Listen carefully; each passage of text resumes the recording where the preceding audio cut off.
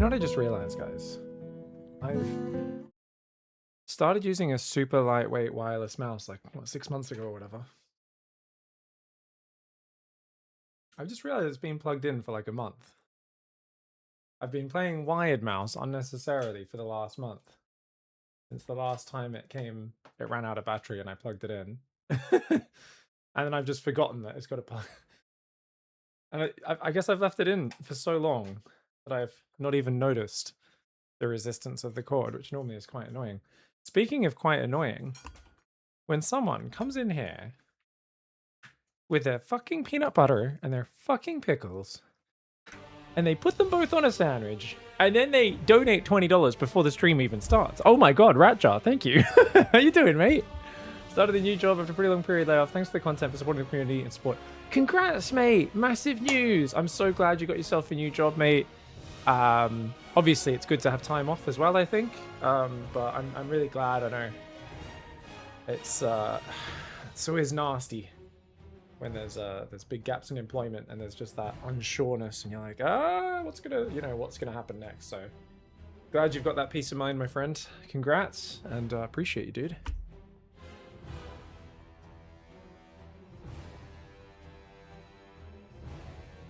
Pig, I completed all of Nightmare Wings of Liberty, says Horizon. Oh, that's awesome. You somehow beat out Break first try, though. It took me like a week. Oh, Outbreak? Was that the zombie mission? Did I actually beat that? First time. Oh, that must be one of the few that I finished first time, my friend. Dude, because that Wings of Liberty Nightmare was a real learning process for me. Like, I'm so much better at the campaign now. But, oh my god, did I have to optimize that.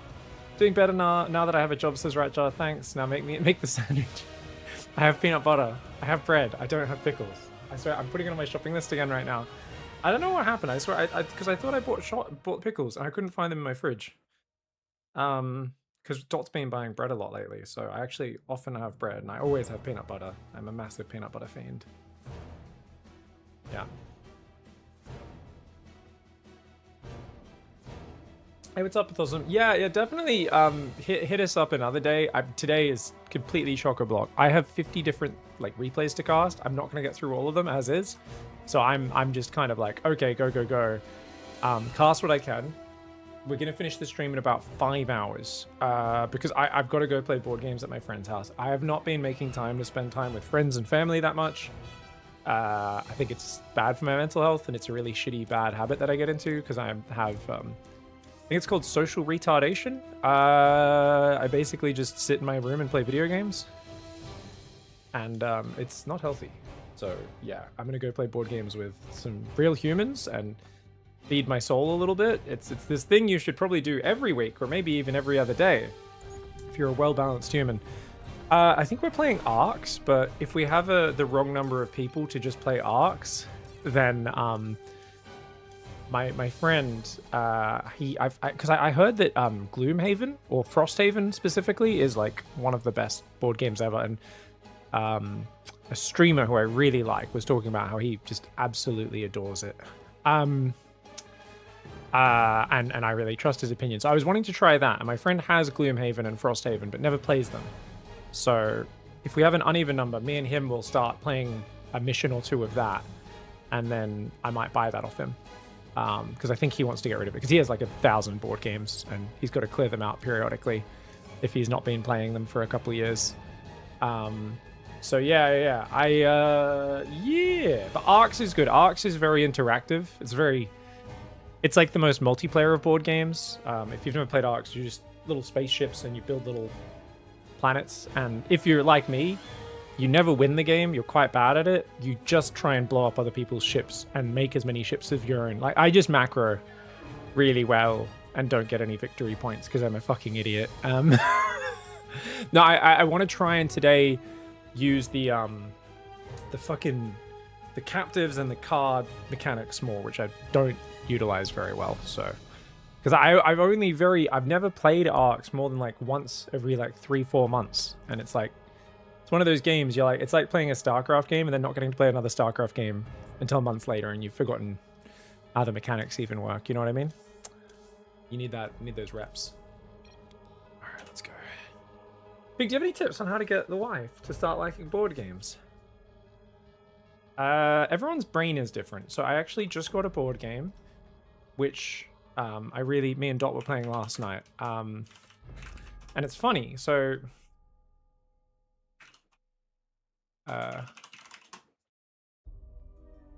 yeah, so land and sea. So basically this board game is really good, and Dot really likes it because this is basically just making a puzzle. And the whole game, I played this at PAX with the guy who made it, is an Australian who made it. Basically, you just place tiles, take turns placing tiles. And if you're the land player, you try and seal off islands. And when you complete an island, you get points based on how many tiles are in it.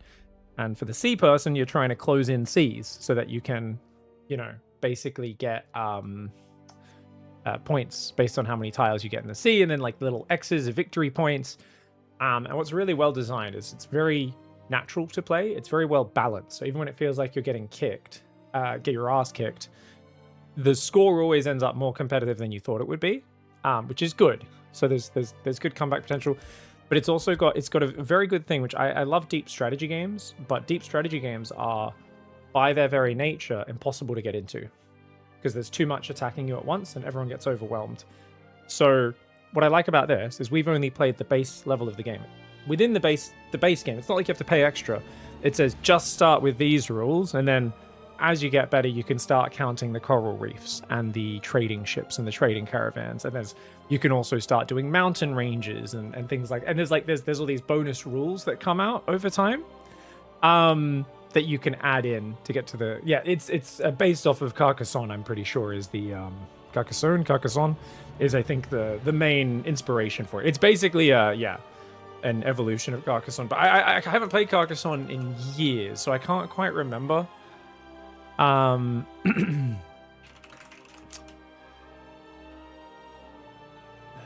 Yeah, I don't know if I feel like I've played this, but like 15 years ago, I played this a bunch of times. I'm pretty sure. It's just been so long, but yeah, it's kind of like Carcassonne. So it's very well designed, and it's very natural to play because you're basically just solving it. You know, it's like doing a little physical puzzle, and it's great. It's a really good game. That's a nice game. It's very easy, low barrier to entry, I feel like, and very like tactile and satisfying. Other people love deck builders. So I don't know if it's just because I'm obsessed, but I love deck builders, and I love games where you build an engine where it's not as interactive with your opponents. It's more just you're building your engine side by side and competing to see who can get the better engine. I like macro. I fucking love macro. I love building up an engine that builds together. So I really like that. So I love Terraforming Mars. Shockingly, like Dot enjoys playing it, and I've managed to get a bunch of my friends in to enjoy playing it as well. Even though, you know, often with these kind of complicated engine building games, it's essentially you're doing maths homework. You're just sitting there, like Dot literally just gets her calculator out while she's playing. Because you're trying to like optimize how many, you know, points you can get. But, you know, the Terraforming Mars is way more hardcore. A game like Land and Sea is much easier to get into. Obviously Catan is like actually a decent game for stepping beyond Monopoly. But you've also got to wonder, like you said, you know, you're trying to get your partner into liking board games. Does she like Monopoly? Did she grow up playing Monopoly and stuff? Because I feel like everyone grew up playing Monopoly. And then you kind of have to get them to play Catan, because that's one step better than Monopoly. It's like still not a perfect game, but it's like it's got some extra steps. It's very fucking random. It's complete it's the complete dice roll, right? So Catan's much like Monopoly, and then you slowly get them onto games where you have a lot more control. But everyone has yeah.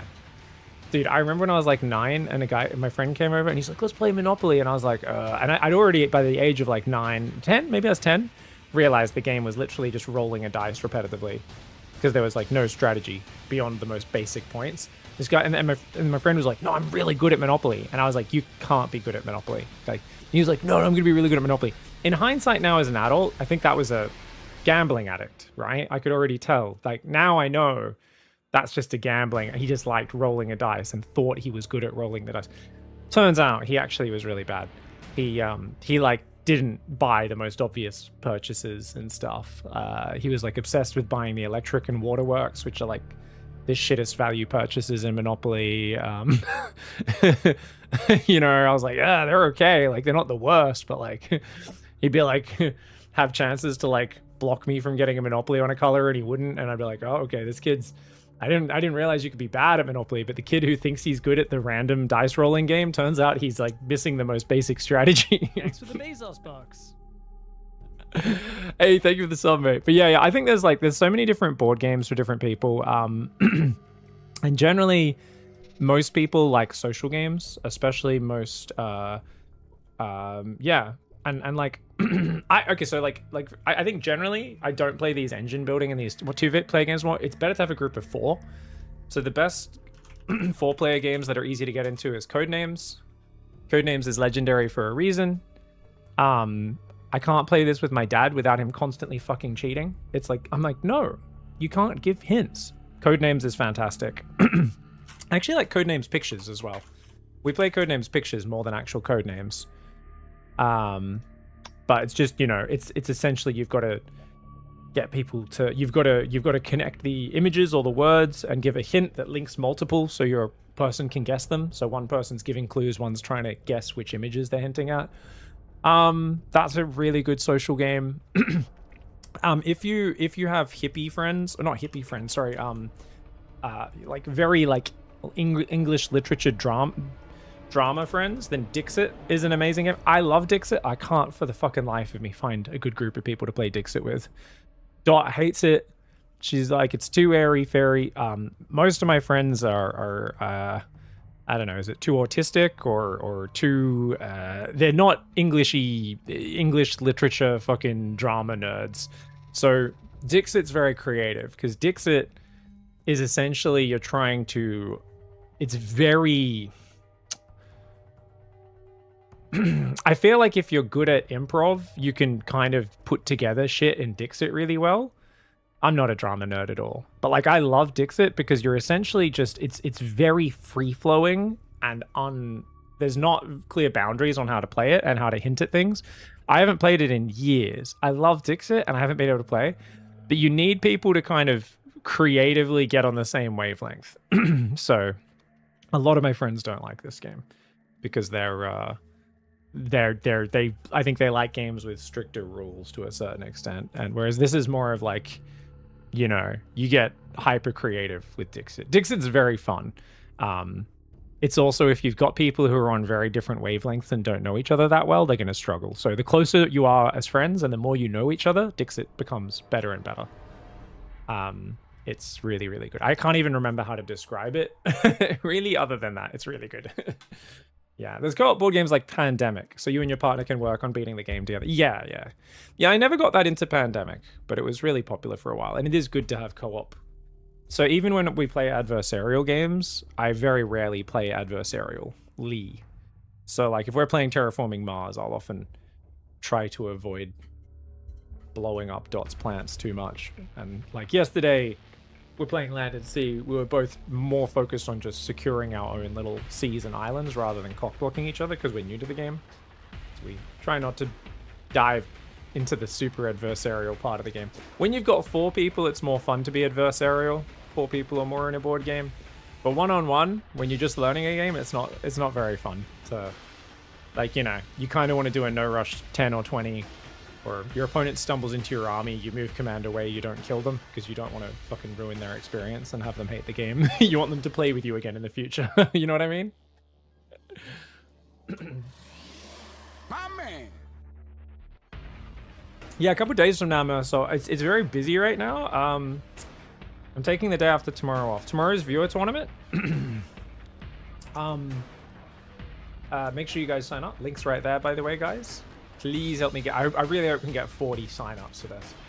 I know with the chaos of the new patch, some people are... Oh, Cloudflare's out.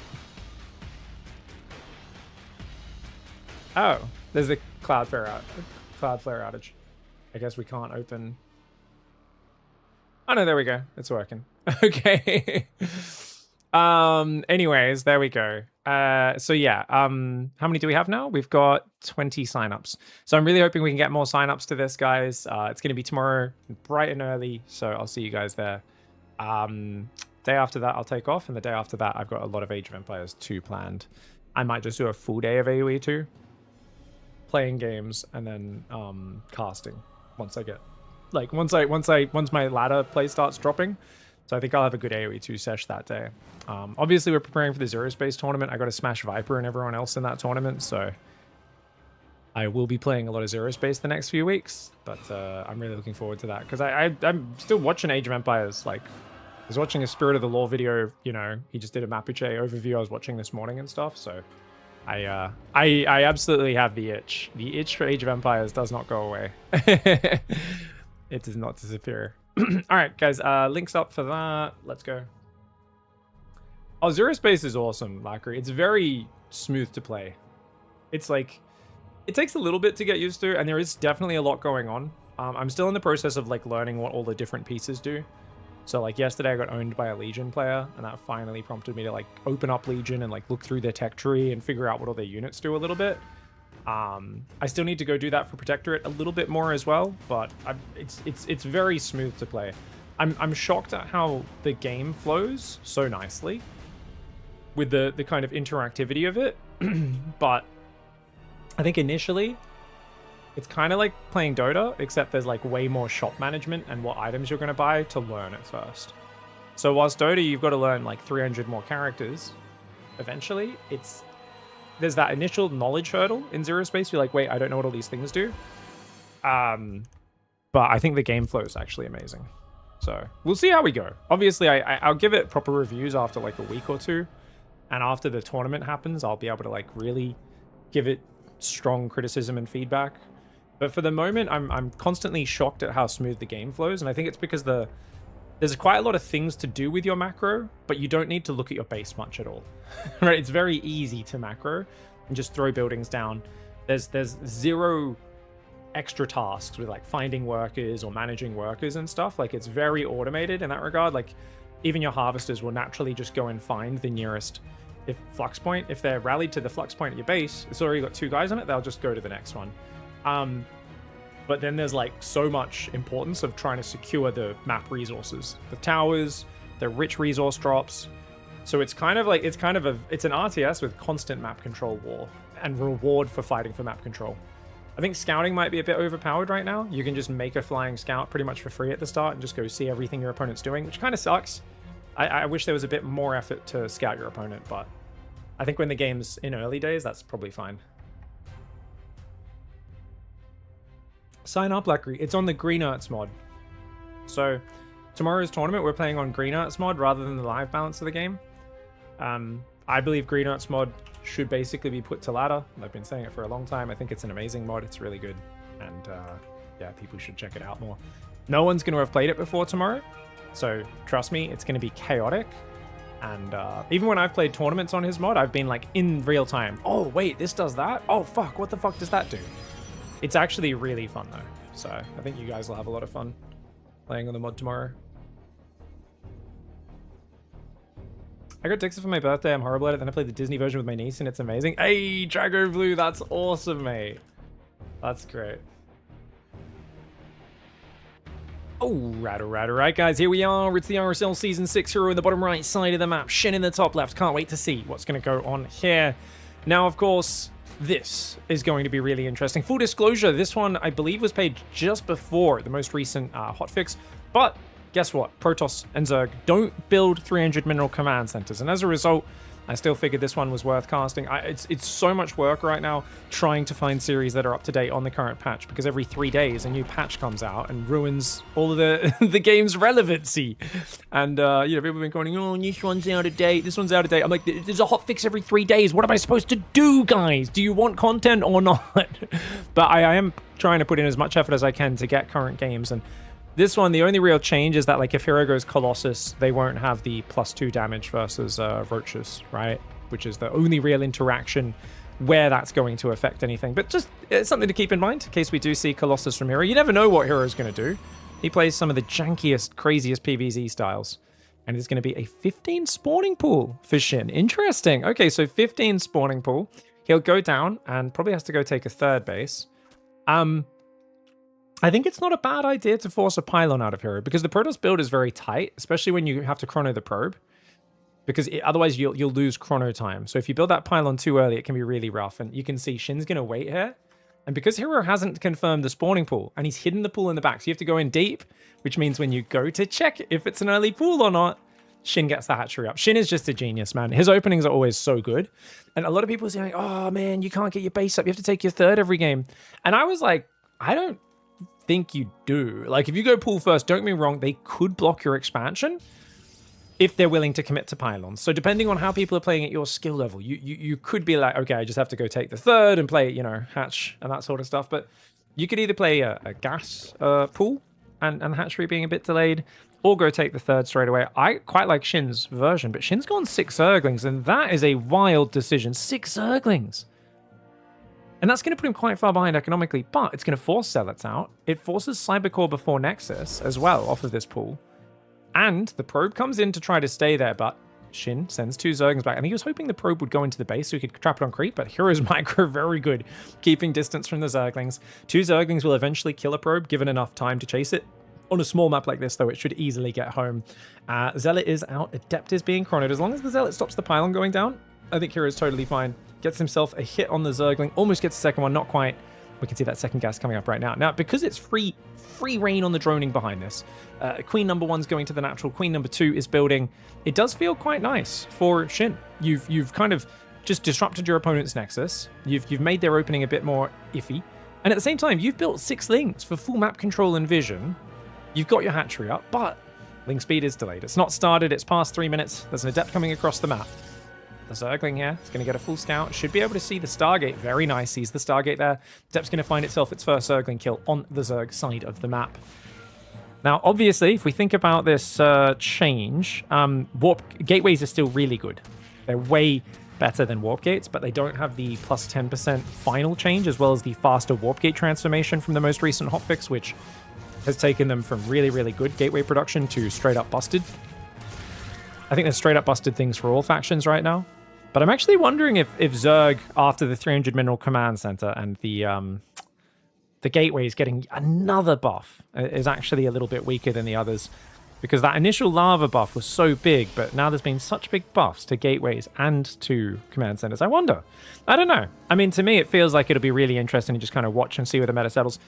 If there's one thing I've really learnt, is that a lot of people look to pros for them to innovate, figure things out before everyone else. And whilst I've seen fantastic execution, really good openings, great mechanics, I don't think we've seen people really scratch the surface of what they can do with the new gateways, with the 300 Mineral Command Centers, with the Zerg, with faster lava production, but also just the economic implications of this patch, right? The minerals take so much longer to mine out in the main and the natural. The gas also mines out so much faster, which also is really shifting late game priorities, and in a way which I can't even, I'm not even going to pretend I understand just yet. Like, it changes things a lot, and I don't think we fully understand it just yet, and neither do the pros. StarCraft's a very mechanical game. You know, it's very hard to draw conclusions until you've got thousands of games in a certain game state. So far, though, Shin's got good control, but his third base is not up particularly early. He's got 3 Queens, 11 Zerglings, and oh my god, it's a very delayed Glaive Adept. Okay, I like this. Hero's building out of regular gateways, guys. Look at that. The Adepts are going to build in 16 seconds. They are so fast. Remember, they're 33 seconds to build pre-upgrade. It's more than doubles the production speed of these Adepts once the upgrade kicks in. Isn't that crazy? You know, they say, because it's meant to be like a 40 or 50% buff, but it's actually way more than that. So it's actually not a flat percentage buff. I'm pretty sure it's just a set number for each unit, right? Essentially, it just gives you a massive, massive production boost. And unfortunately, Shin's going melee. Oh no. It's not the right build here. I mean, this does not look like a Glaive Adept build. There's no warp gates. Oh, did you see the Adepts come out? He might be distracted by the Oracle. The Oracle might have distracted him. You hear that Diva voice pack there for Shin, as he loves to do. These Adepts are a really big problem. He drops a Baneling Nest, but it's coming down a bit late, and the Adepts are already heading forwards. Glaives is almost there. The Adepts are dancing around. Does he realize what he's up against? He's building a lot more Zerglings. That's the correct call. Shin needs to just make nothing but Lings right now. He's not going to have melee. So he's going to need a lot of Zerglings around and Queens to deal with this first attack. Since Baneling Nest is still 20 seconds away, and then he's going to need another 17 seconds to morph a Baneling. I say 17 seconds. I got to be honest, guys. I have no idea how long a Baneling morph takes. 13? 17 seconds? You guys let me know in the chat. I'm going to say 13 seconds, actually. Someone probably knows those numbers. Adepts are moving forwards right now. 4 Overlords are building Queens coming out. The Baneling Nest. It's going to finish as the Shade is here. And that's a little bit too late. Gets in the corner. Nice Zergling positioning. The Queens are there as well. He gets a few Lings wrapped around. I don't know if he needed to back away with the Zerglings. Probably did. I mean, it was probably the right call. Goes up there, morphs some Banelings inside the main. It's 14 seconds, guys. I guess we had to split the difference, hey? And there we go. The Adepts do Shade in behind the main. And look at this terrible building placement for Shin. He's created, like, wall-offs back there where it's hard to surround the Protoss. Luckily, he blocks him from getting back there. But the Banelings all blow up on just 2 Adepts. Those were not optimal. That being said, it damaged enough of them with the Zerglings. He cleans it all up, and he does avert disaster. I think this is not too bad for Shin. As long as he gets that 4th up, which, you know, it's almost finished. He's got to be careful, though. Hero's not done attacking. This is Hero we're talking about. Keeping in his pants, antithetical to his nature. This man only buys his track pants with the elastic already worn out. We've got more gateways building. He is into Warp Gate production. Stalkers, Blink, +1, and a Fleet Beacon. So it's going to be that early Mothership that Hero has been loving. The Zaun style from even before the patch, right? Last season, he was doing the Blink into 3-base Mothership. And look at that. He instantly starts it. Really good against Hydras. And I would say Hydra Bane is probably really not great in the current meta just because of the Mothership. I'm a pretty big believer in that. I feel like it always took a while to get going, the Hydra Bane, but nowadays it's even more struggling than ever. Adepts coming in here. Ling Bane should be able to clean that up. 2 of those Adepts will shade away, but 4 drones, not bad. 5th base is on the way. Spire comes in nice and early for Shin. This is genius. I think he just knows, because Hero's been doing this every friggin' day. Every single day. So if you already have Corruptors ready when the Mothership's here preemptively, that's great, but Hero has learnt, man. I know we spent 2 months talking about how Hero doesn't like to make Psystorm. Hero had his worst win rate for a long time on that previous season. And then he randomly, a month or 2 before the patch, decided to start making Psystorm again. His win rate skyrocketed. It was a crazy choice for him to boycott Storm for as long as he did. I mean, he had those wins at the start of the year against Serral, against Solar, against Raynor, against like all the best Zergs by skipping Storm. And I think he got a bit too much hype off of that. And he was like, let's do it. Let's never make Psystorm again. Now he's back to Storm. And it's just so good. Because once you have Mothership, it buys time. Zerg's like, got to wait for Corruptors. But then by the time the Corruptors are there, you've got a bunch of Psystorm and Time Warps. And Hero's just, his 4th is late. He always takes the later 4th on this patch. And the economy looks good for the Zerg. But the thing is, the main doesn't mine out that quickly. As long as he doesn't die and eventually secures the 4th and gets a ton of Storm, he's going to be in a powerful spot. Corruptors coming out now for Shin. Shin's on 82 workers. Like, it seems like a pretty amazing economy. But I kind of feel like against this style, Ultras are absolutely the best way to play. I don't know if you guys agree with this, but I've been watching a lot of ZVP recently, and it really feels like if the Protoss is turtling on 3-base like so many are, Ultras are the thing that counters all of these units. Lings take a pretty good trade, get a few Stalkers. You don't want to overcommit there. Lings are cheap, but they're not free. Units lost about 1,000, 1,200 in favor of Hero, who's doing what I would describe as a poke forwards here. His army's quite weak right now. It's 12 Zealots, 5 High Templar, 1 Mothership. It's good defensively with the cannons and the batteries. But on the forward path, it seems weak. Then again, what does Zerg have? Just Zerglings? Only 12 Hydras. Oh my gosh, is this actually one of these pushes that, like, it looks kind of flaccid, but then you realize the Zerg's droning right now. He just got caught droning. He doesn't have any Banelings. He didn't think that Hero would push right now. Hero doing one of these crazy hero moves. No one expects a Protoss to push right here with just this handful of units. It feels like a turtle style for Protoss, and yet he's got to wait for the Corruptors. The Corruptors finally do come in. The Hydra Micro was excellent, though. He avoided most of the Storms. Only really lost the Zerglings there, but normally you want Banelings against these pushes because they clear the Zealots. If they ever get on top of the High Templar, they blow them up. Nonetheless, great hold there for Shin, who's still only down about 1,200 resources, but he's mining with more. The problem is that 4th base is now up for Protoss. Now, Hero does need to take these gases because gas is the most important resource, and his main will mine out about 14-15 minutes. Corruptors, of course, looking for the potential PP follow-up attack. Immortals are now coming in. I think the reason these Protoss builds are so streamlined is they're not really building a core of very expensive mass Stalker or very expensive, like double Robo Immortal for their army. That's part of why Ultras can be quite good. It also means Roaches are quite good. Stasis Trap on the left side is going to go up, freeze a mineral line. I don't think Shin cares too much. That's just delayed mining time. It doesn't kill his drones. He's already maxed. And this is a way more important move, taking out one of the 4 Nexi of Protoss, especially the 2 of the gases mining there. He will lose a couple of Corruptors, but Hydra Bane comes in at the same time. Bane's in the mineral line could be excellent. Oh, that Baneling could be massive. Remember, they don't one-shot workers anymore. Probes will escape. Splitting a few Banes into this army might be nice, but the Archons, of course, could potentially clear it. He's going to go for it. Hero not storming, not watching, it feels like. But the Archons do seem to be enough. The Nexus Probes going back to mine in the middle of the Hydras. A very sloppy fight here for Hero, who doesn't seem to remember where Psystorm is on his keyboard. He finally does drop a few Psystorms, chasing through it a little bit as well. But actually, if he catches these Hydras, it's all worth it. Catching Hydras is huge. Corruptors just came in, caught some units there. I don't know if that was a Warp Prism or Observer or what it was they just shot down, but those last Hydras, there's always that point. You think this is going well for Zerg, and then the Hydras are left with no support, and suddenly it's a disaster. Corruptors are all going to die if he doesn't pull them out. This is bad. He's going to lose all the Corruptors here. Like, what, 2 of them survive, but that's pretty bad. It looks like the Oracle, the Phoenix, the Prism, the Mothership have all died, so it's probably the Warp Prism that got sniped by those Corruptors before. Now, since the Corruptors have died, Hero will rebuild the Mothership. The Mothership in this match, it's a lot like Colossus against Terran. You don't really want to be building Colossus when they've got heavy Viking out, but the moment the Vikings die, or in this case the Corruptors, you immediately rebuild that unit that they counter, because you know the Zerg does not want to rebuild the Corruptors, the Terran doesn't want to rebuild the Vikings. Hero's taken some really sloppy fights, he's in a really bad spot, and therefore, based off of my experience commentating this game, I'd say he's got this in the bag, guys. Like, Shin has such a good position, but remember, Shin does not have late game. He's not a late game player. He refuses to play late game in this matchup. He hates late game. And Hero's on 4 bases. So even though he's like taking bad army versus army fights, his economy's largely untouched. Like, okay. Oh, wait, he never rebuilt this. Wait, what? He didn't rebuild his main earlier. Oh, okay, never mind. His income's not quite... Even though he's got a good work account, here his income... I was like, why is his supply growing so slowly? He didn't rebuild the main straight away. What a mad lad. Yeah, often Hero often finds win conditions where you snipe an Nexus, and most players would instantly rebuild it, then think about what to do next. Hero will very often just build units and go kill you after you do that. You know, if you overextend to sniper base. Infestation Pit's coming in.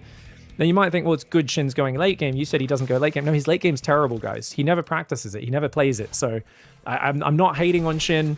It's purely an assessment of his facilities, guys. You know,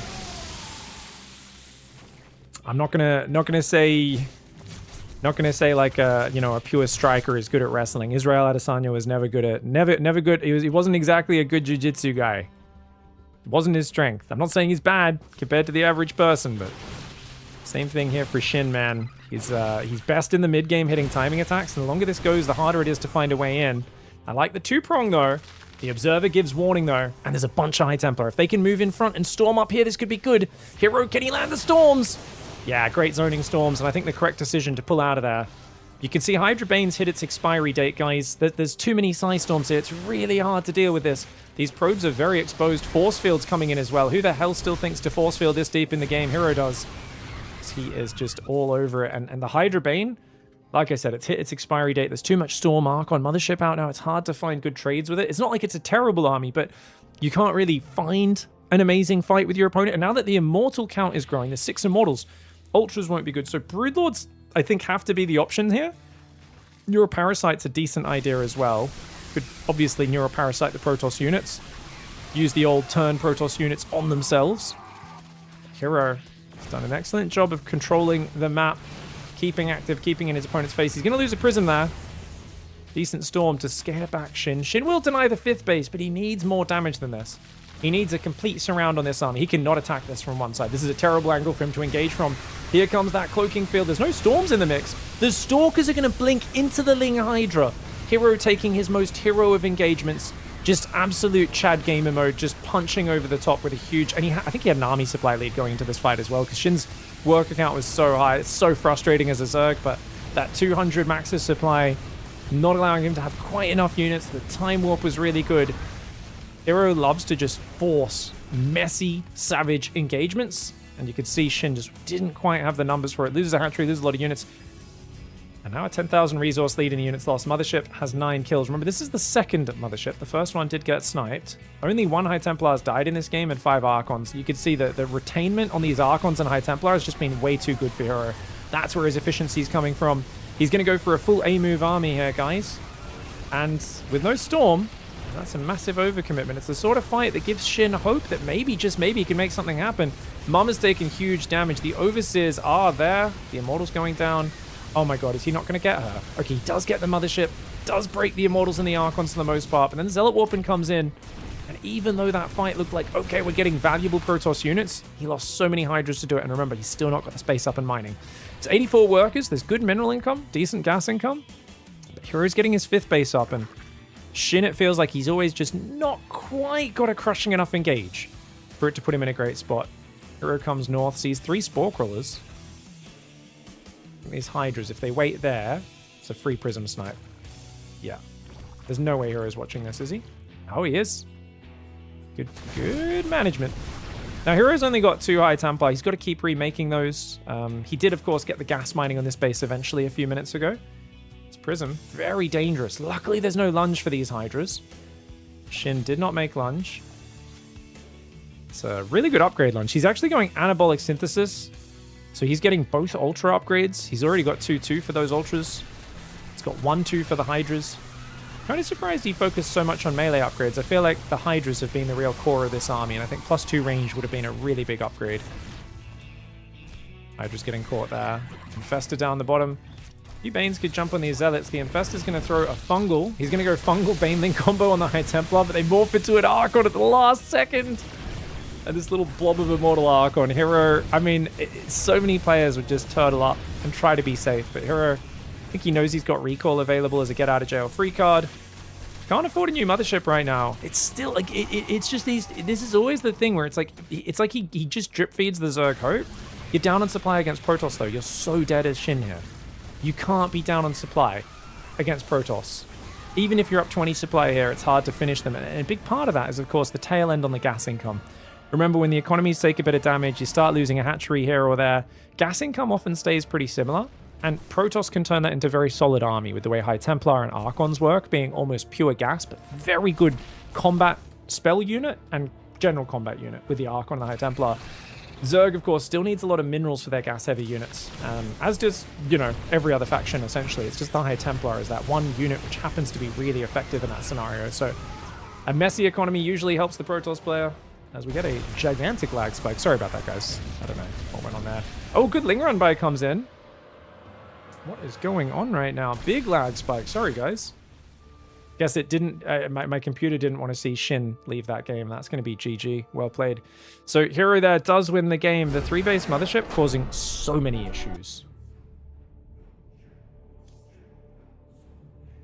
Weird lag spikes. So can you guys see me good, clear? Are we coming through good and clear? Don't know if it was just my StarCraft lagging or what's going on. So you guys let me know. Is it working? Hello, hello? I don't know what's going on there. Yeah. I think it's just my game lagging. Yeah, only one Mothership at a time. That is correct. Yep. Sorry, I don't know what was going on there, guys. Just a bit of a laggy spiky, hey? Bit of a laggy spiky, as they call it. No worries. Pig, do you know that Shin is a brand of ramen noodles? Who the fuck do you take me for, Reaper Rush? Of course, they're like the best instant, like one of the most solid instant noodles ever. You know what's crazy about it? So, you know, like the little vegetable pack that it comes with, right? There's like the little dehydrated these things. Yeah. So can I make a soup out of these Shin Ramen and dried vegetable packs I collected over the years? So Dot is a fucking psychopath, like whoever made this Reddit post. She doesn't put the vegetable mix in. You know there's like dried shiitake mushrooms in there. Only little bits, but do you know the amount of umami and flavor in there? It's like dried shallots, like, you know, it's a bunch of dried vegetables, including like shiitake mushrooms. I'm like, what the fuck, you know? So I stopped her from throwing these out, and I was like, okay, so we fucking have a full stack. I made a bowl of Shin Ramen with like 12 of these in it. It was ridiculous. And I'm not that big on the soupy instant noodles. So I made it with just a little bit of water, like not much water in it. It was just a little bit, but oh my god, it was like, it may have been too many packets. It was, the amount of flavor in that was crazy. It was insane.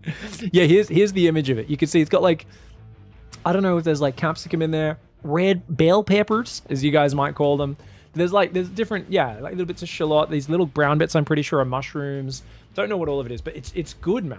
It's actually really good. So yeah, I've got another stack of those growing, which is really good. By the way, guys, I've gotten to the point now, when I boil an egg, it is a perfect jelly egg now. Like, there might be the very outer, like, if you cut through the yolk, the very outer bit might have, like, the tiniest fraction of a line that has, like, the sign kind of slightly, you know, where it's slightly chalky or whatever. But the rest is, like, pure jelly, where it will just like gently ooze out when you slice that yolk in half. Oh, it's so good. I love a good jelly boiled egg, man. Like, I don't want it to be fucking the white to be uncooked and it to be falling apart, but I want that beautiful 8 minutes actually, Merso. Gentle boil though. You gotta not keep it. I think 6 minutes if it's like roaring boil, but then I think it's a bit harder to get it to like go quite as evenly through. Yeah, gentle, get it to boiling and then pop that egg in. 8 minutes exactly is what's been working for me, but I think it depends on the size of the eggs where you are. Would probably be a pretty big factor as well. Yeah. Oh, I love a poached egg. Yeah, like, let's boil an egg. Fuck off. No, I mean, poached eggs aren't the worst thing in the world, but I think they're kind of bullshit. I normally would fry an egg, personally. I think it's the easiest way to get a great consistency. And I will flip it at the very end for like 0.3 of a second, basically. It's not like, it's like easy over, but also just so that it's a jellied fried egg. I prefer to just do a jellied fried egg. That's the easiest. Boiling eggs is extra work, yeah. You're talking about boiling eggs already? Yeah, but it's in the shell, so at least it protects it nicer. And like the egg white has better consistency than stupid poached eggs. Yeah. Fried super over easy is my go-to. Yeah, exactly, paradoxical. Yeah. Yeah, you turn it over and then you basically take it off, like within like 20 seconds of turning it over. Like, I've already taken it off the heat when I flip it usually. Yeah. It's like, because like the top egg white is still slightly undercooked, right? Potentially, and the yolk, because I don't even bother covering it. Sometimes I'll cover eggs to try and, you know, cook the egg whites if I'm cooking like a whole ton of eggs at once, so the top steams to get it more evenly cooked. But yeah, this super short flip just to make sure it cooks the white, and then yeah. So I want the yolk to ooze out, but ooze out very slowly. It wants to be like a slime from like, I want it to be like a slime from a D&D campaign or something, you know, like an ochre slime. You know, I want it to be like one of these bad boys. Like, essentially, yeah. I want it to like, this is, I want it to be like this. I want my egg yolk to be like this guy here. You know, like a fucking, you don't want it to be in any way chalky or powdery or anything like that. But I don't want it to be full runny either. It's, yeah. Much love, guys. Game 2 between Hero and Shin coming up. We got tons of games to get through today. I got to stop talking shit about random food, but I appreciate you guys. Lackery says, Pig, all the muscle memory I have with Zerg is gone. When do you make your third hatchery now? Oh, your build orders. Your muscle memory is still there in terms of the basics, Lackery. Yeah. It really is up to how you feel like playing, Lackery. I think for a standard build order, personally, I think for getting used to this patch, what I would recommend most people do, Lackery, is either drone scout really early or get out there and fuck people up. Like get out there and either drone scout if you're trying to play defensive, or just be aggressive yourself. That being said, if you want to play more standard, the way you did pre-patch, you can take a third at about 32, similar supply to what you used to. I think generally, the better way to do it is about 40 supply after you've droned your full 2 bases up, essentially. Like, so focus on your droning, especially if you're still going like ling speed early and stuff like that. Just drone up your full 2 bases and you'll probably get money for it about 3.5 to 4 minutes when you're at 40 supply. And then while you're waiting for the third to come up, you can take a second gas, an evo chamber, or a roach warrant, so you can either get like an early carapace or start getting some roach tech up for defense. And that's just going to make your life really easy on the new patch. And you'll see Serral do this all the time, by the way. Keep in mind, this is taken directly from Serral, who's winning tournaments with these sorts of builds. Him and a lot of the Zergs are very often delaying their third a little bit, and it just makes it so easy to drone up your 2 bases really fast and then take your third slightly later. But there's you know, similar to pre-patch, even pre-patch, that was actually just an easier way to play than taking a quick third. You could still take the quick third as well. It's just a little more finicky, especially when you're adjusting to the timings, that's all. Yeah. I personally think drone scouting is really bad. It's totally fine. You want to harass with it and actually get damage with it. You can block Nexi. You can totally disrupt a Terran build order, but you need to build extra drones behind. If you drone scout, you want to be a little bit extra greedy. You know what I mean? Drone scout, to be fair, okay, so when I was first learning the new patch, overlords were actually nerfed. They decided to just give Zerg back super fast overlords for fuck knows why. No, I hate it. No offense. Like, it's just one of these things. I would rather be a bit OP in other ways as Zerg, like give us some more lava production, but I hate that they made the Overlord almost the same speed as it was on 12 workers. I'm like, it just sees everything that's coming anyway for free. I'm like, okay. But so that Reaper Rush has a good point. That does diminish it. I'm thinking of when I was learning the new patch, I was playing, the Overlord was way slower. So the Drone Scout was giving me crazy good value. Whereas now, I think it's still fine. I think so many people fuck up really bad. If you run around in circles and block their Nexus going down, or if you harass the shit out of their Barracks SCV, their Command Center SCV, like Captain Dickhead is really good for a good reason. As an AoE2 player, I really hate using workers to scout. Well, Merceau, dude, think about it. Who are the players who we hate playing in Age of Empires 2 ladder? One of their villagers comes across and takes your fucking boar or some shit right at the start of the game, especially if you're playing an aggro, you're playing a Socotra or a Haboob or whatever.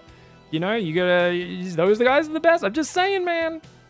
For most players below 2k rating, even though it does wreck your own economy, it usually throws off the other guy twice as much. And it's kind of the same with worker harass in StarCraft, where most people just fall apart when they get worker harassed. Thank you, Kalanzor, Merso for the subs, Ratjar for the tip. Guys, please sub tip chair, help us fill these goals. Game 2, Hero versus Shin is coming right up. We'll be back in a sec. Depths of War was an awesome map. Like, having to go to school every day as a child was fucking amazing. So much fun, man. They're like, we're gonna add numbers together again. That thing you did yesterday and the day before, we're doing it again. I'm like, whoa! I got it the first time, guys. I got it the first time. They're like, no. The number's slightly bigger today. I'm like, we've been doing this for fucking 7 years. I actually want to kill myself. If you guys make me stay here for one more day, I fucking want. To be fair, when I think about that, Steps of War actually seemed like a good time in comparison. Guys, oi guys, don't forget to subscribe so I can afford a couple Fosters. I'm getting thirsty, and you know I can't live every day without a Foster's in my hand. Also, don't know if you guys have heard, grocery costs have gone up, and every day I gotta toss a shrimp on the barbie. It just costs me too much. So I can't afford me Fosters and me shrimp on the barbie unless you guys donate me some dollary dues. Yes, please, hit me some of those donations. Did you guys know I'm sending $200 to the winner of this tournament no matter what? That's right. And I'm gonna lose money like I do most weeks, especially because I haven't been able to commentate these ones live in 2 out of the last 4 ones in the last month. So if you guys want to help minimize my losses and toss a few shrimps on me barbie, don't forget to use that ! tip button in the Twitch chat, and it's in the linked comment on YouTube. Help support the tournament so I can keep on running these. Thank you very much. Alongside Stegosaurus, of course, absolute bloody legend that he is. That's what my Terran brethren told me. When I play Protoss, I'm only allowed to bring 2 IQ with me. So he has to like kind of rub them together. It's a little bit like trying to create fire without having a spark. You know, you've got to use a lot of friction, and that's essentially Sal off racing as Protoss. It's, you know, he's basically just there with 2 sticks in the woods for like friggin' 3 hours, rubbing them together, trying to get some sort of flame to catch. We can get him again. We can optimize. Oh, look at that. It was a Stargate. It's just hidden. So this is what. Oh my gosh, jump scare. Sorry guys, I didn't realize once again we'd be looking into the dead eyes of a Terran player up here. He's got bubbles coming out of his head. Is that because he's breathing? Do they think sharks have a blowhole, guys? Why are there bubbles around his... Is it a whale? It's not a whale, it's a shark, right? Wait. Either way. Anyways, let's go back down here, shall we?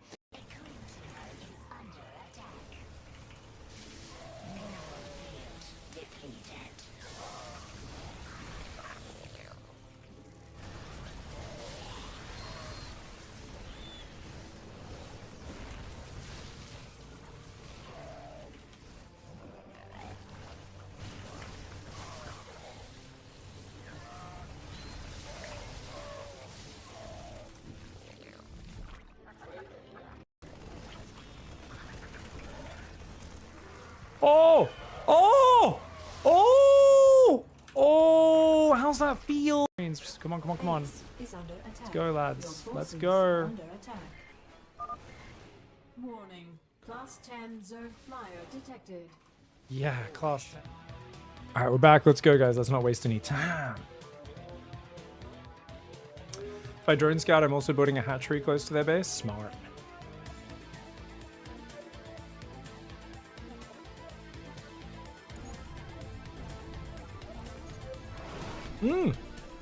Oh shit, before we start the next game, guys, help me out.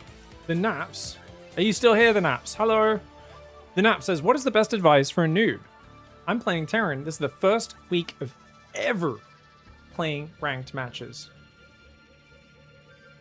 Holy crap.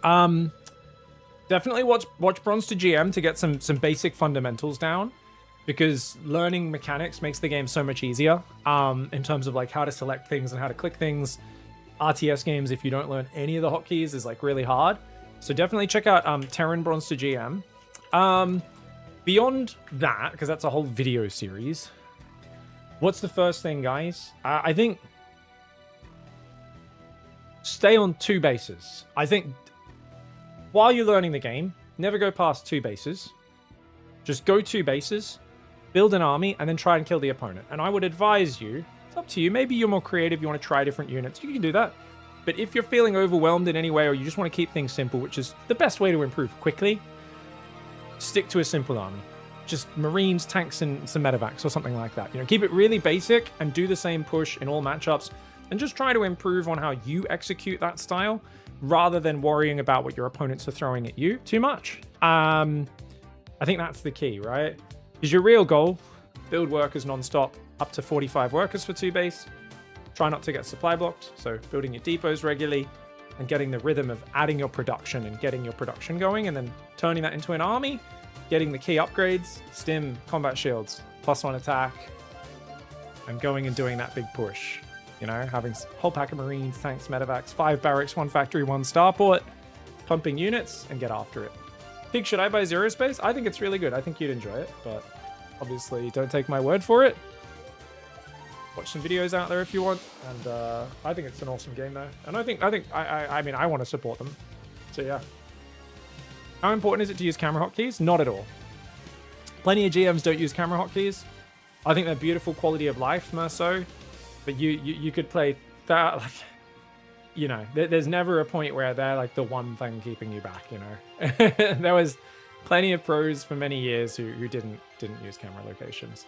So they're a nice efficiency thing. It's always good to learn a mechanic from the start if you can be bothered to. But if it's making the game, you know, it's work. So it's only if you're a super hardcore nerd who's willing to learn them. Most players do not use camera hotkeys. Despite, I know if you talk to the community, you'll think most people do. I'd say maybe 10% of StarCraft players at most use camera locations regularly. I think it's really useful for every faction, actually. But it's most useful when you're like defending bases and stuff.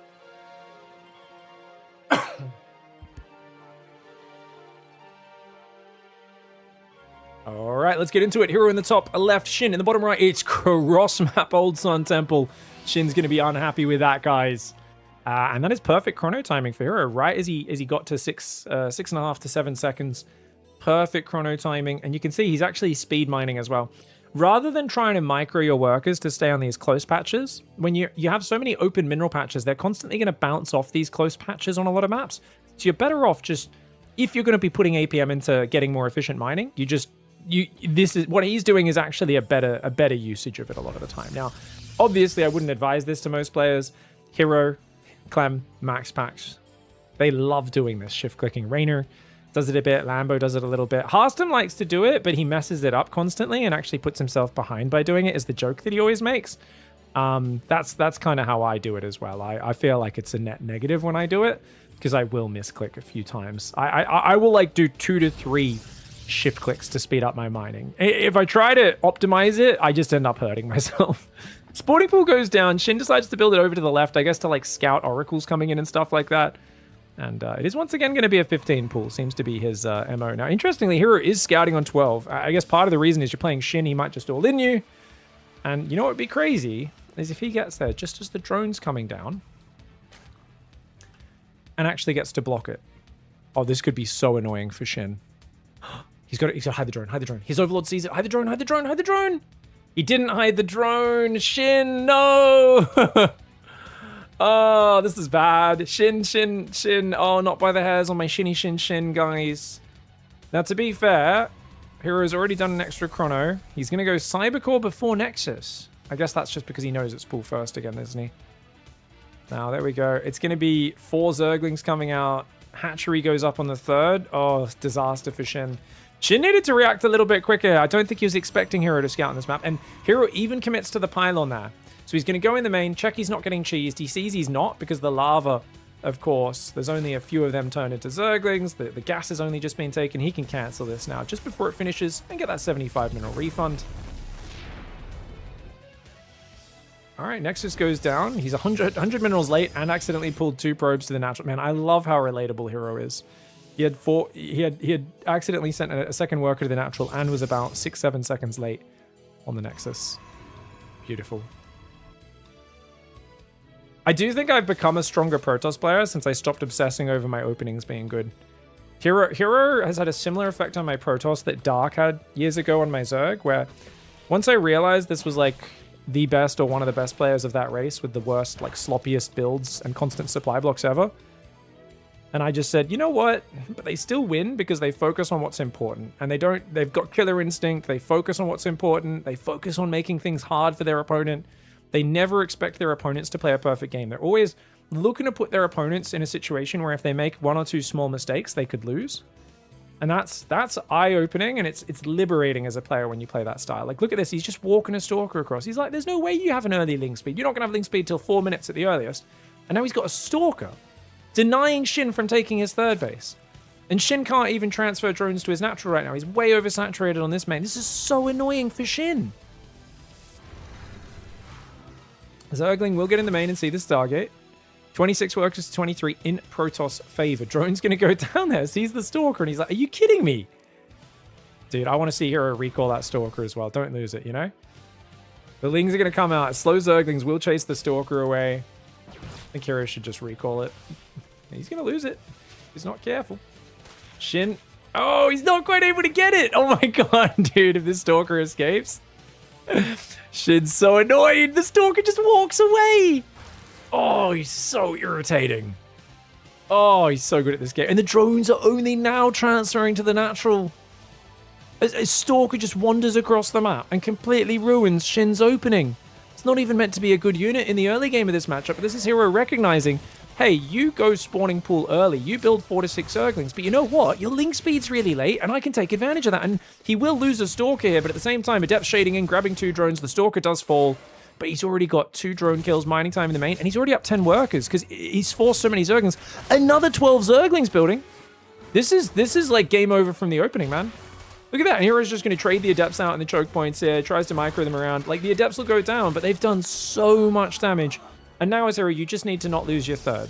Honestly, even if he loses it once, he's probably fine. Sending the Oracle across the map is crazy right now. It's so unnecessary.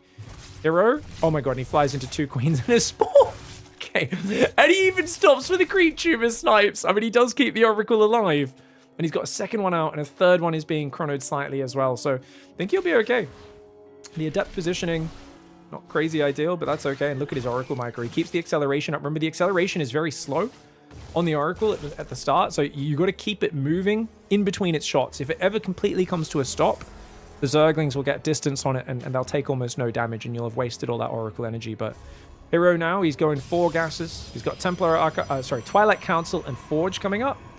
He's a bit supply blocked on 58, but overall a very clean start for him against a Zerg Shin who is just desperately trying to recover his economy. And you might be like, oh, but look, Pig Zerg's up on income. Yeah, but where's his tech, guys? Zerg is meant to be ahead at about 40 drones, race ahead, and then the Protoss will catch back up, even though the Zerg hit 60 drones early, because every time the Zerg builds a building, that's a dead drone.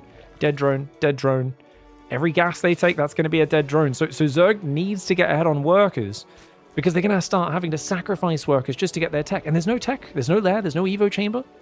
It's a very awkward position. Charge +1's already on the way for Protoss, and Protoss is in a competitive work account position with 3 oracles on the map. There's only 4 queens and 11 zerglings. Gonna find 2 drones there. These oracles, a menace. Oh my gosh. Okay, luckily for Shin only loses 1 of those. So oracle's dancing very nicely. Stasis trap's gonna go down here. Single drone will eat that one. Oh, misclicks the drone there. Almost looks like bait. Robo and Templar Archives on the way. And you can see he's using those regular gateways. I love to see Hero using these regular gateways. Really well done here, man. Really, really, really well done. Actually, I said this was on the previous patch, but these zealots are building in 14 seconds, guys. That means this is current patch, right? Can I say managing about 50 patches at once? 50,000 hotfixes. Maybe this is the like I said, the changes are effectively not affecting this matchup in the most recent hotfix anyway. Only very, very slightly.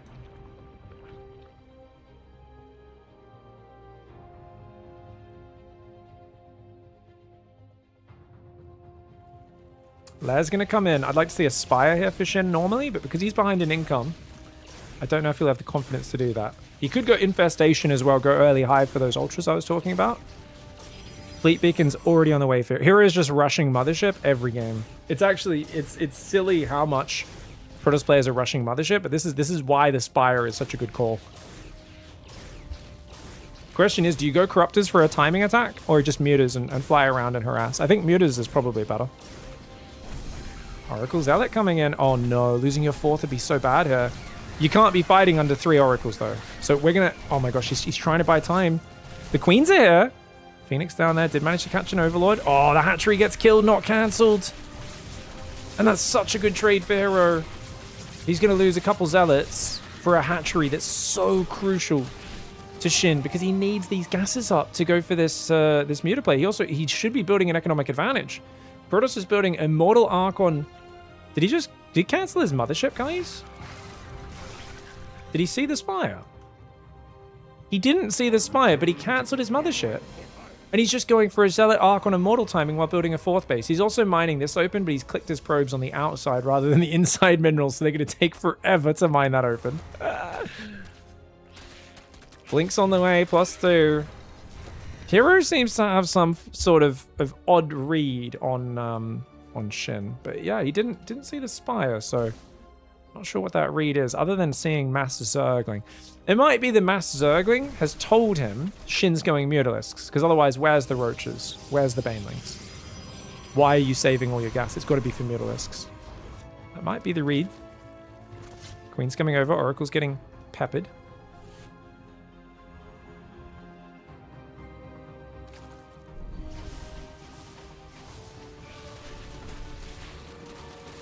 Update, guys, on the YouTube comment with Backseaters. We had a few more comments this week. Oh, you guys notice every time this commentator makes a prediction, it's wrong. Oh, he's so wrong. He's so bad. Hot tip, guys. I've noticed, you guys who make comments like this, you never post a timestamp or mention what I'm wrong about. Happy to be wrong. Happy to be corrected. But, oh, kind of notice a bit of a pattern there. Maybe try adding that in next time. Muta's going to fly into the base. Cannon goes down. Probes as well. Hatchery on the right side. This is a bit of a base trade, but can you defend the push on the front? With Banelings, you could, but with no Baneling nest, I think you're just going to get overrun here. Mutas cannot base trade as fast as Zealot Archon Immortal. And even if you kill 18 probes, which seems good, if this army overwhelms the Zerg army, this is a disaster. The Roaches pull in the mineral line. The Zerglings are useless here. It's only the Roaches, really, that can fight. And oh my god, that's a big ball of Protoss. The Spore Crawler is going to take out one of the Oracles. It does take out one of the Oracles, but then it goes down very quickly to the Immortals. The Roach is getting overrun right now. The Mutas are going to try and run home to help defend. But you can see, just needed Banelings to help clear those Zealots. A really good idea here for Hero, who said, I think you're going to go for Mutalisks, and I'm just going to make a big A-movie army, and I'm going to hit you with a much higher damage density army. And even though I don't have a direct answer to the Mutalisks, I don't need a direct answer, because I can just overwhelm you with a frontal timing. And I think overall, strategically, the way Hero played is not optimal, especially for cross-map. And I think if Shin had a good opening, his build would have looked way better. He would have hit with Mutas well before this attack hit. He would have done way more damage, being able to defend at home. But off the opening Hero had, it was fine. Like, I think off the opening Hero had, he was so far ahead in the early stages. And Shin's 4th base was so delayed. I mean, Shin's been playing 3 base against now 4 base Protoss. And he's got to get such good trades. And look at this, Phoenix Range is in. Even just 2 or 3 Phoenix can hunt down these Mutalisks. They're all going to go down. Shin has to GG. And it was a very odd read, I think, for Hero in this game. I really have to check, like, why did he cancel the Mothership, guys? Because I think it's just seeing the Zerglings. But I want to check if that's actually what preempted that choice or if it was something else. Your forces are taking damage. Terrible damage. Okay. So Fleet Beacon's on the way. Did he never start the Mothership? Maybe he just forgot that he built... So he kills that. He never starts the Mothership. Fleet Beacon finishes. Sorry, let's go to Hero's camera. Did he just forget? Did he just forget that he built a Fleet Beacon? Or was that just preemptive, specifically in case Mutas come out so he can build Phoenix Range reactively? In which case, wouldn't he be scouting more actively for the Spire so we can see if he needs to commit to it? I'm not crazy, right, guys? Like, what the hell? Why is he built? He's rushed Fleet Beacon, which makes sense to be safe against Mutas, because cross-map, Zerg doesn't want to play any regular style. Zerg either wants to go fast Hive Ultras or wants to go mass Muta here. So it makes sense to build it like a Fleet Beacon, but then you just think you'd scout for it a little bit more, but Hero didn't really scout for the Spire at all. And he just kind of is like, okay, let's take a 4th, but also he's building it up, and then he finally makes the Mothership. But a little bit delayed there. And the Oracles come in, clean up some units. The Mutas flying over the ground army is really bad.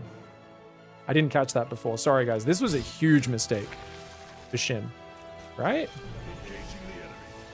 Oh, he did see them already with the Phoenix here. Oh, right.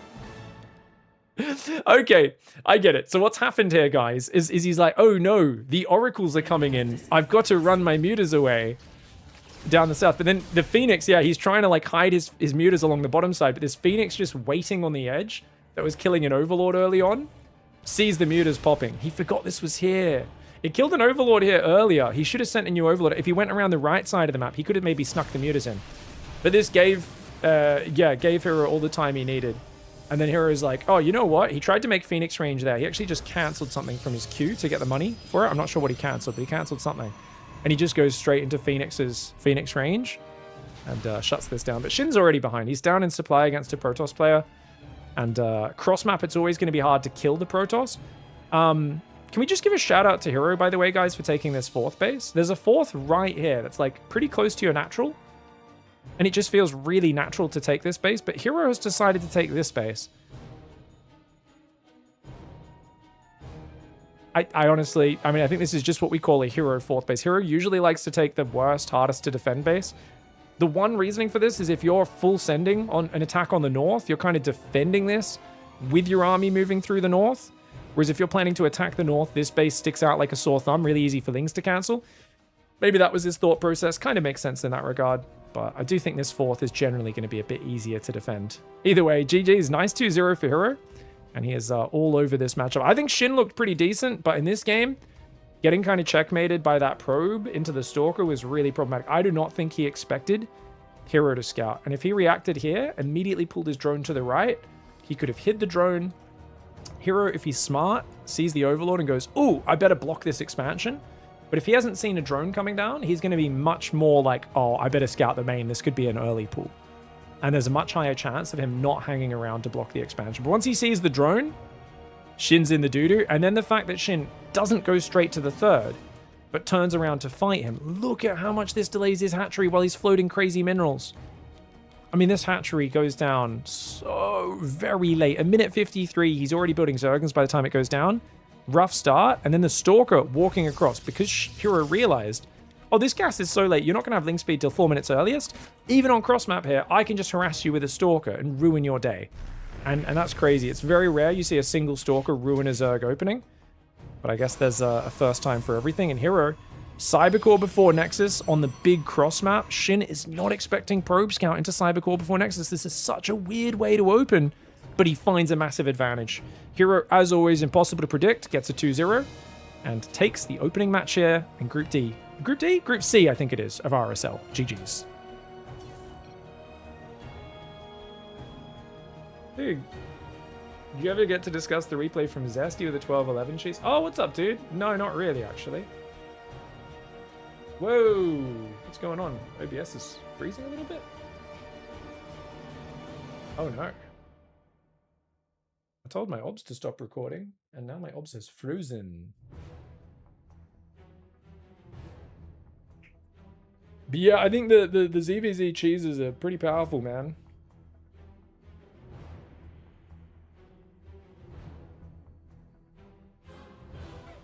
What the fuck? That took like 4 seconds to save. I think I gotta restart my computer today, guys. My OBS is frozen. It's freezing up real bad. It's no good. Let me take a quick look. I haven't cleared out my getting there. It's not completely full. Should be fine. Yeah, encoding's overloading now as well. All right, guys, I'm going to restart the computer. I'll see you guys in 2 minutes, all right? We'll be back in a sec. We'll be back with the next game very, very soon. Let me just label that one, and I will restart the stream, okay? Sorry, it's going to play an ad Alter 4ing OBS that it counts as a continuation. If I can restart really quickly, I might be able to do that. Not sure. Okay. Let's see.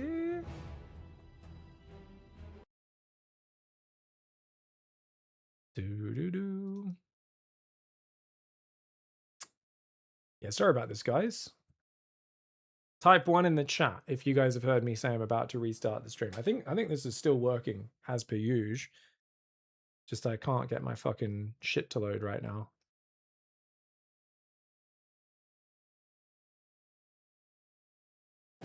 What's up?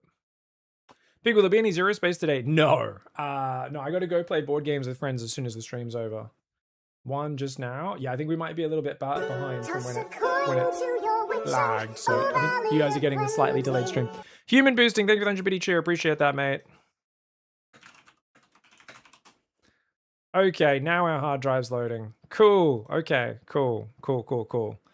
All right, I'm just gonna, delete a whole bunch of stuff, guys. All right, we're just gonna, okay, now my thing, all right, we're just deleting a bunch of stuff and then restarting my computer.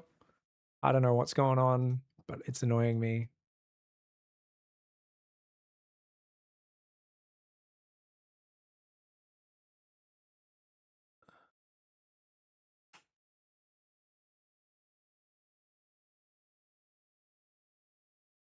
All right, we should be good. I'll see you guys in 2 minutes. My man. I am gonna alter 4 OBS so that it doesn't stop the stream. Let's see if that works. I think Alt F4 is do you have to Control Alt delete it or Alt? I think Alt F4. All streams recordings will be shut down. I think maybe if I whatever, it'll just restart. It's fine. Alt F4. I don't think this Alt F4 works anymore, but we'll give it a go.